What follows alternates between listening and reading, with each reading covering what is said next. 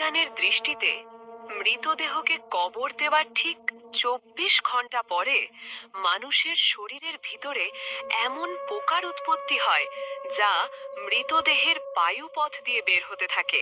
তৎসহ এমন দুর্গন্ধ ছড়ায় যা সহ্য করা অসম্ভব।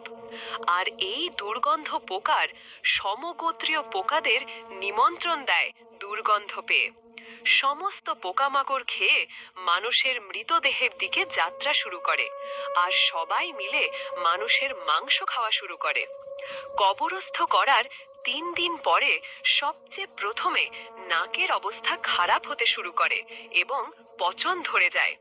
৬ দিন পরে নখ খসে পড়তে থাকে, পরে চুল খসে পড়া শুরু হয়।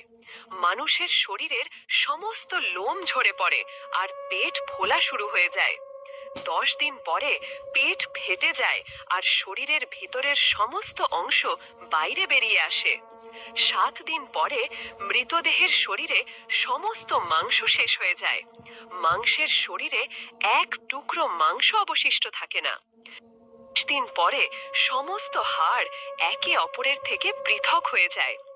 ১ বছর পরে মানুষের শরীরের সমস্ত হাড় মাটির সঙ্গে মিশে যায়, আর যে মানুষের মৃতদেহ কবরস্থ করা হয়েছিল তার সমস্ত অস্তিত্ব মুছে যায়। ভাই বোনেরা বলুন, মানুষের এত অহংকার, এত আত্মগরিমা, এত হিংসা, এত বিদ্বেষ, এত লালসা, এত নাম, এত সম্মান, এত শক্তি, এত সামর্থ্য, এত ধন দৌলত, এত ক্ষমতা, এই বাদশাহী কোথায় যায়? সব কিছুই মাটিতে মিশে যায়। মানুষের অস্তিত্ব বাকি আছে, মাটি থেকে সৃষ্টি মাটিতেই মিশে যায়। অতএব আপনার কিভাবে চলা উচিত তা কি আর নতুন করে বলার দরকার আছে?